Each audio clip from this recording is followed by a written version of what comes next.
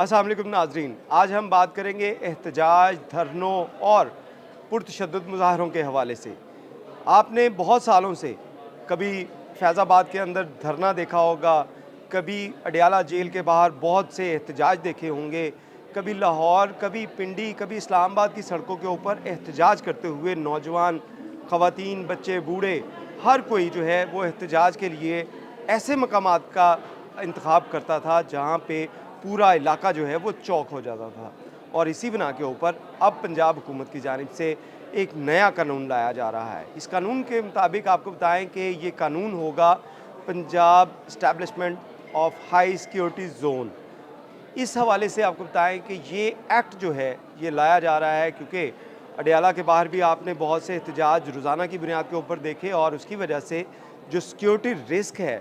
वो बहुत बन जाता है। किसी जगह के ऊपर भी अगर एहतजाज हो, लाहौर में अगर हम बात करें, लाहौर का माल रोड है, वहाँ पे एहतजाज हो तो हाई सिक्योरिटी ज़ोन जो है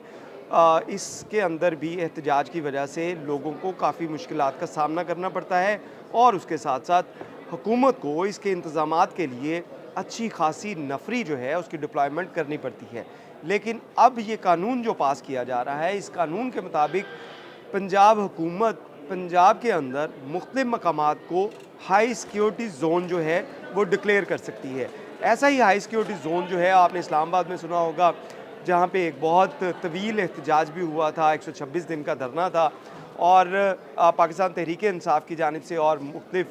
जो जमातों की जानिब से ये जो एहतजाज किया गया था, उसके बाद हुकूमतों के अंदर भी काफ़ी रद्दोबदल हुआ और अब भी पाकिस्तान तहरीक-ए-इंसाफ की जानिब से जहाँ पे एहतजाज जो अडयाला के बाहर किया जा रहा है, उसमें भी हाई सिक्योरिटी जो है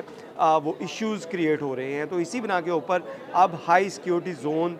जो है वो डिक्लेयर कर सकती है पंजाब हुकूमत और जिस जगह पॉइंट को ऊपर जहाँ पे हाई सिक्योरिटी ज़ोन जो है इसको जब डिक्लेयर कर दिया जाएगा तो वहाँ पे कोई एहतजाज का सोच भी नहीं सकेगा। उसकी एक बड़ी वजह आपको बताते हैं कि हुकूमत की जानिब से जो एक्ट लाया जा रहा है उसमें अंदर सज़ाएँ इतनी सख्त हैं, जुर्माने इतने भारी हैं कि कोई सोच समझ कर ही अब उस मकाम के ऊपर जाएगा और एहतजाज करेगा। अगर हम बात करें हाई सिक्योरिटी ज़ोन बनाने के कानून के हवाले से, तो हाई सिक्योरिटी ज़ोन में जलसे, जुलूस, एहतजाज या इज्तिमा यानी कि कुछ लोग वहाँ पे इकट्ठे भी नहीं हो सकते और इसकी खिलाफ वर्जी के ऊपर 1 से 3 साल कैद जो है वो मिल सकती है उस फ़र्द को जो वहाँ पे एहतजाज के लिए इकट्ठा होगा और उसके साथ साथ 5 लाख रुपया जुर्माना भी। दूसरी जानिब आपको ये बताते चलें कि नामज़द इलाकों के जो है वो नामज़द इलाकों के अलावा अगर किसी ने एहतजाज करना है तो उसको एहतजाज करने के लिए अपना जो ज़िला होगा उसके डिप्टी कमिश्नर से इजाज़त लेनी होगी और इजाज़त के बगैर अगर कोई एहतजाज करेगा किसी भी मकाम के ऊपर तो उसको जो है 6 माह से 1 साल की सज़ा हो सकती है। अगर आप बगैर परमिशन के एहतजाज करेंगे, जलसा रखेंगे, जुलूस रखेंगे या वहाँ पे लोगों को इकट्ठा करेंगे, तो बगैर इजाज़त के अगर आप किसी को इकट्ठा करेंगे तो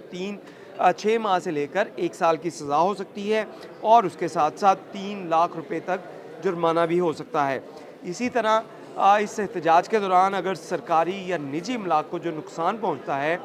तो उसमें भी कानून साज़ी जो की जा रही है उसके मुताबिक इसका जो जुर्माना है यानी कि इसकी जो पेमेंट है जो सरकारी या निजी इमलाक की वहाँ पे नुकसान होगा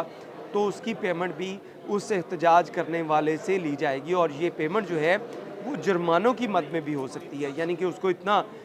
उस हिसाब से जुर्माना किया जाएगा जो उसने वहाँ पे नुकसान पहुँचाया, उसके बाद उसको वो जुर्माना करके जुर्माने के तौर पे उससे लिया जा सकता है। इसी तरह आपको ये भी बताएं कि जो अवामी इज्तिमा से मुतल्लिक जो जराइम है इनको नाकाबिले ज़मानत करार दिया जा रहा है। जी हाँ, बिल्कुल आपने ठीक सुना, यानी कि अगर कोई शख्स एहतजाज करते हुए, जुलूस करते हुए, जलसा करते हुए, जुलूस करते हुए जब पकड़ा जाता था तो ये कानून जो था नाकाबिले जो ज़मानत काबिले ज़मानत जुर्म था और फ़ौरी तौर पे इसकी बेल हो जाती थी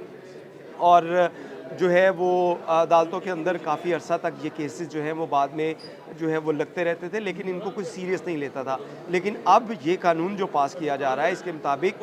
अगर आप एहतजाज करेंगे, आपके ख़िलाफ़ जो मुकदमा दर्ज होगा वो नाकाबिले ज़मानत होगा। इसके साथ साथ आपको ये भी बताते चले कि जो खिलाफ वर्जी पर पुलिस उस मकाम से जो जितने भी सामान होगा जिसमें अगर किसी ने जलसा रखा है, कुर्सियाँ लाया है, वो वहाँ पे साउंड सिस्टम के लिए उसने सिस्टम वहाँ पे रखा है, या और चीज़ें लाइटिंग वगैरह, तो इनको भी पुलिस ज़ब्त करने का इख्तियार रखती है। लेकिन इसके साथ-साथ आपको ये बताते चलें कि आप जो पंजाब हुकूमत की जानिब से एक और एक्ट जो पास किया गया था, जिसमें ये बताया गया था कि राइट टू पीसफुल एक्ट, जिसके तहत जो है वो एंटी रॉयड फोर्स जो है उसकी भी इस्टेब्लिशमेंट की जा रही थी, राइट मैनेजमेंट पुलिस, उसका क़याम भी हो रहा है। यानी कि इस एहतजाज के दौरान